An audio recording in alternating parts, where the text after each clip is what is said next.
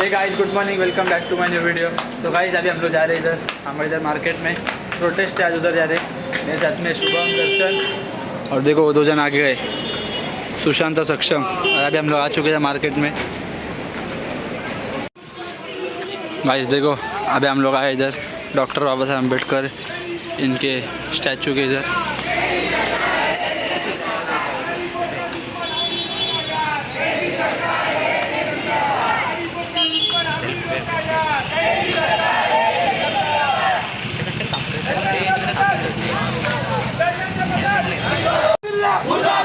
BJP हटाओ, मोदी हटाओ, मोदी हटाओ। जय जय जय जय जय भीम, जय भीम जय भीम, जय जय जय जय जय भीम, जय भीम जय भीम। तुमचा आमचा नाचक आहे, जय जिजाऊ जय शिवराय। तुमचा आमचा नाचक आहे, जय जिजाऊ जय शिवराय।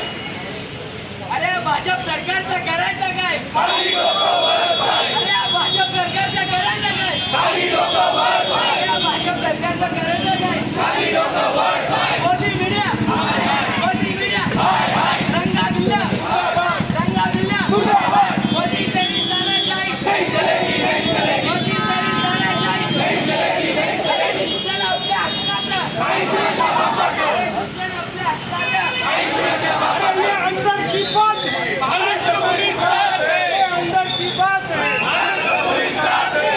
ये अंदर की बात है, भारत सबकी साथ है। दिल्ली बोली हाय हाय, दिल्ली बोली हाय हाय, दिल्ली बोली हाय। इंकलाब जिंदाबाद, इंकलाब जिंदाबाद, इंकलाब जिंदाबाद, इंकलाब जिंदाबाद। वो सरकार निकलनी है, वो सरकार बदलनी है, वो सरकार निकलनी है, वो सरकार बदलनी है। तुमचं आमचं नाटक आहे जय जिजाऊ जय शिवराय, छत्रपती शिवाजी महाराजांचा, विजय असो, छत्रपती शिवाजी महाराजांचा, विजय असो, छत्रपती संभाजी महाराजांचा, विजय असो। अरे न्याय द्या, न्याय द्या, विद्यार्थ्यांना न्याय द्या, न्याय द्या, न्याय द्या, विद्यार्थ्यांना न्याय द्या, न्याय द्या, न्याय द्या। विद्यार्थ्यांना न्याय द्या। पंतप्रधान राजीनामा द्या, राजीनामा द्या, राजीनामा द्या, पंतप्रधान राजीनामा द्या, राजीनामा द्या, राजीनामा द्या, पंतप्रधान राजीनामा द्या। राजीनामा द्या, राजीनामा द्या। मोदी मीडिया, मोदी मीडिया, हाय हाय, दिल्ली पोलीस, हाय हाय, दिल्ली पोलीस। हाय हाय।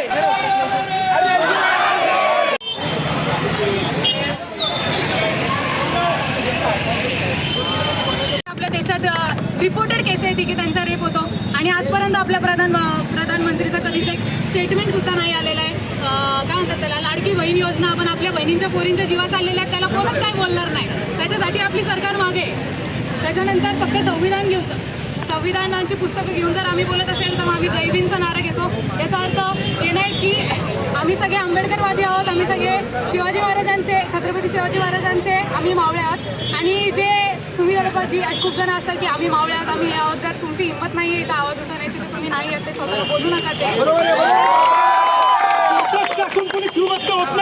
जय शिवराय. ते 100% आहे. स्टेटस टाकून कोण शिवभक्त होत नाही. कारण खूप जणांचा असा विचार असेल की युवा आहेत, 10 दिवस करतील, 15 दिवस करतील, 20 दिवस करतील. हाच विचार जर 380 साल पूर्व जर शिवाजी महाराजांनी केला असता तर आज तुम्ही आणि आम्ही इंग्रजांचे आणि मुघलांच्या आज पण आपण त्यांच्यासमोर भिकच मागत असतो. म्हणून आज आपण खूप प्राऊड फील करायला पाहिजे की कोणतरी उभं राहिलं आपल्यासाठी आणि आपण सगळ्यांनी त्यांच्यासोबत उभं राहावं.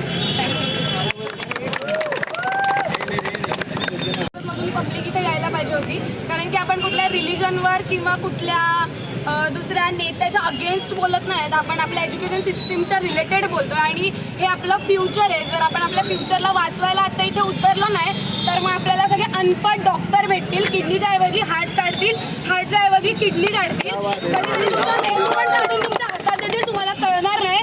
तर मला असं वाटतं आत्ता जी कर्जतमध्ये बाकीची लोक जी झोपलेली आहेत ना, त्यांनी या मोर्चामध्ये यायला पाहिजे होतं, या प्रोटेस्टमध्ये यायला पाहिजे होतं. बाबासाहेबांनी आपल्याला अधिकार दिलाय की आपण ही प्रोटेस्ट करू शकतो, शांततेत आपण प्रत्येक गोष्ट आपली सरकारच्या समोर ठेवू शकतो. तर मला असं वाटतं धर्मेंद्र प्रधानने तर राजीनामा द्यायचाच आहे, पण मोदींनी पण ती तयारी करायची की पुढचा राजीनामा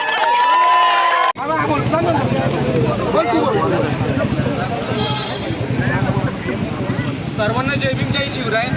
मी सक्षम पवार गुंठेतून आलो आहे. आज आपण सगळे जमलो आहे विद्यार्थ्यांच्या हक्कासाठी.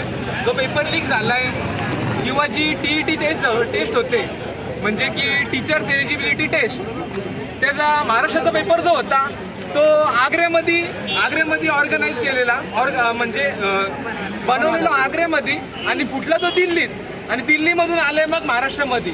असे पेपर हे 5-5 लाखाला 10 लाखाला विकलेत. तर मग हे जर टीचर असे विकत पेपर घेऊन जर टीचर बनणार असतील तर मग आपल्या सर्वांना समजतंय की आपल्या पोरांचं भविष्य काय असेल. आणि जो लाठीचार्ज झाला ज्याचा आपण निषेध करायला जमलोय त्या लाठीला खिले टोकलेले. तर मग खिले टोकण्याचा अधिकार आहे का किंवा ती लाठी डोक्यावर मारण्याचा अधिकार आहे का?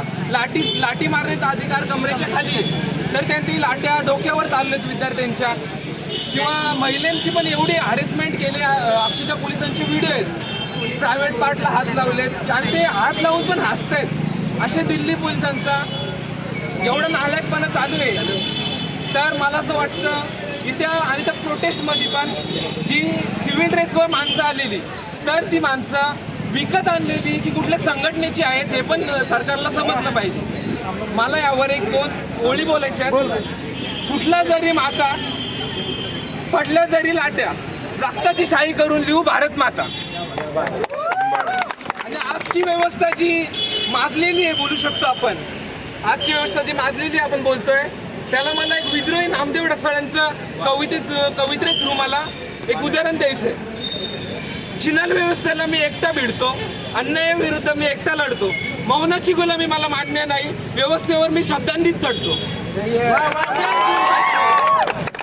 तुम्ही विद्यार्थ्यांना 10 वर्षांच्या मुलांना, प्रेग्नंट लेडीजला, मुलींना तिकडे पोलीस हॅरॅस करताय. तुम्ही त्याच्याबद्दल काही बोलत नाही. तुमची स्पीड मुलांना मारण्यामध्ये जास्त आहे. तुम्ही जे कॅपिटल आहे, जे हॅरॅसमेंटचं कॅपिटल आहे दिल्ली, तिथे तुम्ही स्पीड नाही करत आहे. बट तुम्ही मुलांना मारण्यासाठी एवढं पटकन गेले.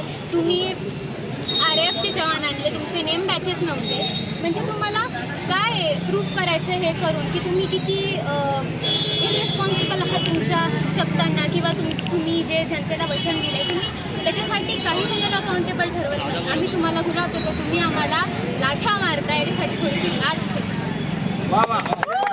सर्वांना नमस्कार. मी शुभम मुनार भोसले. मी आज इथं फक्त एक विद्यार्थी म्हणून नाही तर लाखो विद्यार्थ्यांचा आवाज म्हणून इथे उभा आहे. प्रत्येक विद्यार्थी एक्झाम देताना ती त्याच्यासाठी फक्त एक्झाम नसते तर त्याचं ते स्वप्न असतं. तर पालकांनी रंगवलेलं ते स्वप्न असतं. विद्यार्थी 2-2, 3-3 वर्ष ड्रॉप बीप घेऊन या परीक्षेची तयारी करतात. 7-7, 8-8 तास दिवसभर अभ्यास करतात आणि नंतर आधी काय लागतं तर पेपर लीक. हे पेपर लीक फक्त पेपर लीक होत नाही तर प्रत्येक विद्यार्थ्याच्या स्वप्नाची एकदम राख रांगोळी होते. आणि उरला प्रश्न तर तो राजीनाम्याचा. त्यांनी राजीनामा दिलाच पाहिजे. त्यांनी राजीनामा दिला पाहिजे कारण we are a democratic country. आपण लोकशाही मानतो आणि लोकशाहीमध्ये जबाबदारी घेणं ही आपल्या देशाची परंपरा आहे. त्यामुळे त्यांनी ती नैतिक जबाबदारी घेतलीच पाहिजे आणि त्यांनी राजीनामा हा दिलाच पाहिजे. सर्वांनी आपण मिळून त्यांच्या राजीनाम्याची मागणी केली. आता एवढा दिवस तर आपण करतोच आहे पण अजूनही काही झालं नाही ती गोष्ट वेगळी आहे. पण आपण आपले प्रयत्न सोडायचे नाहीत. आपली जबाबदारी आहे की आपण लोकशाही म्हणून आपण सगळ्यांनी उतरूया. आम्ही विद्यार्थी म्हणून इथे आहोतच पण जे पालक जे आमचे मोठे बंधू जे आज इथं एवढ्या मोठ्या प्रमाणात आलेले आहेत त्यांचा मी सर्वप्रथम धन्यवाद म्हणतो की आमच्यासाठी तुम्ही आज इथे आलेले आहेत. आणि लाठीचार्ज जो झाला is this the way to treat the youth of this country. ही आपली हेच नाही आहे कळलं का. विद्यार्थी हात उचलू शकतात पण आम्ही शांतता मानतो आणि का मानतो ते मी तुम्हाला सांगतो. विनाशाशी नाते आमचे जुटले असते तर आम्ही सुद्धा घरात साप पाळले असते. अरे विनाशाशी नाते आमचे जुटले असते तर आम्ही सुद्धा घरात साप पाळले असते. चुकून बुद्धांची ओळख झाली नसती तुम्हालाच काय तुमच्या बाप दादांना सुद्धा. आज माझ्या घरात मी 2 उदाहरणं बघितली. माझ्या बहिणीने नीट दिली. माझे वडील मनोहर भोसले ते शिक्षक आहेत, गव्हर्नमेंट शाळेमध्ये शिक्षक आहेत. ते TETचा अभ्यास करत होते. त्यांची प्रकृती स्थिर नसतानाही ते अभ्यास करत होते. शेवटच्या दिवशी त्यांनी मला सांगितलं भाई हॉल तिकीट घेऊन ये. मी हॉल तिकीट घ्यायला गेलो. मी हॉल तिकीट घेणारच झेरॉक्स काढून तितक्यात बातमी आली की पेपर लीक झाला. काय करावं त्या पालकांनी तरी काय करावं.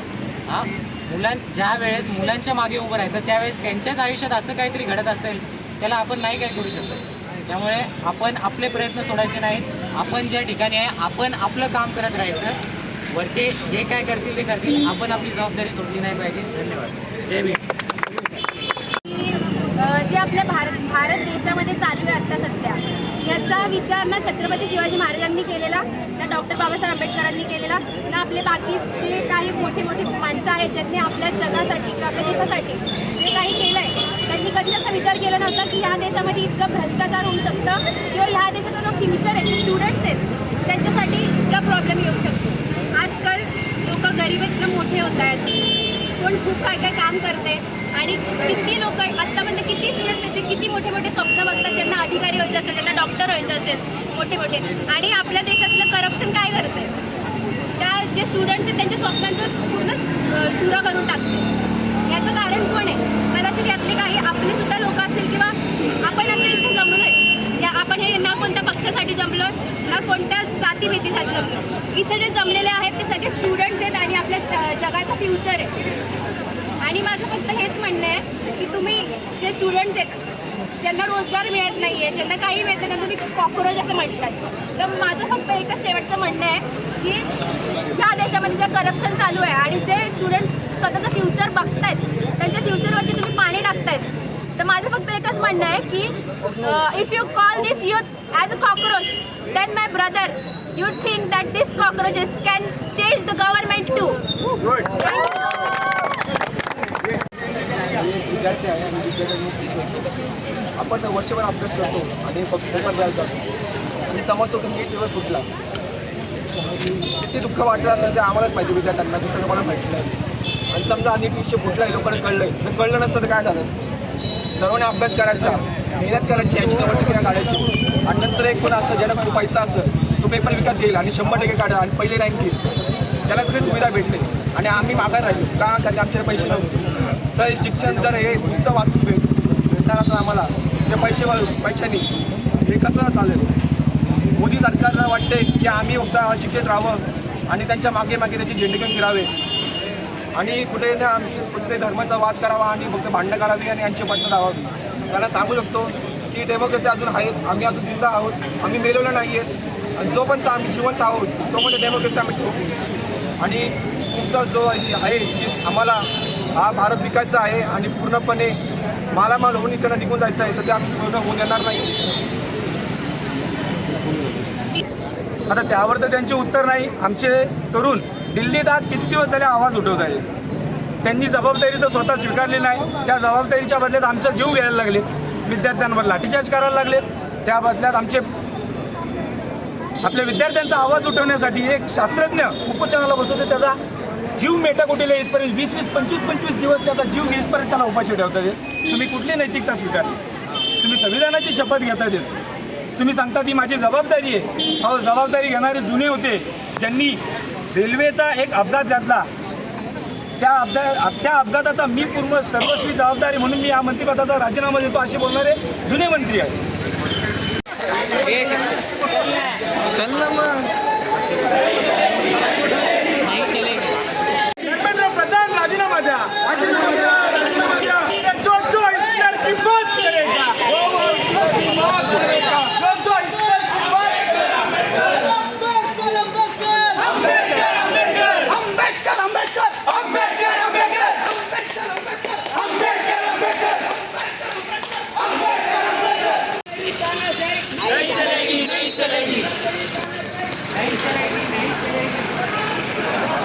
अरे मोदी तेरी तानाशाही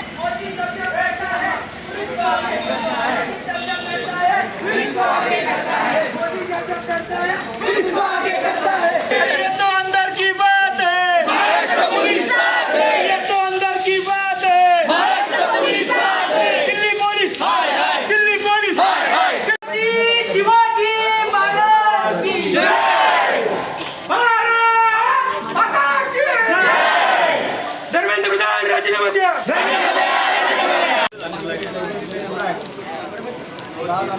दोन दिवसापूर्वी आम्ही या ठिकाणी बसलो होतो.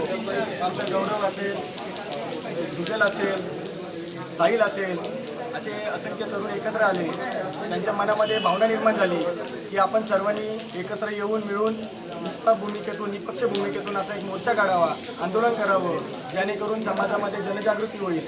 राजकीय पोळी शेकायला तर सगळेच काम करतात, पण खऱ्या अर्थानं मनापासून विरोध करणारी ही पिढी आहे, ही टिकवण्याचं काम या ठिकाणी आज त्यांनी केलेलं आहे. तर या सक्रिय आंदोलन यशस्वी आंदोलनामध्ये जे काही बांधव नागरिक सहभागी झाले, जागरूकपणाने सहभागी झाले, सर्वप्रथम त्या सर्वांचा मी आभार व्यक्त करतो.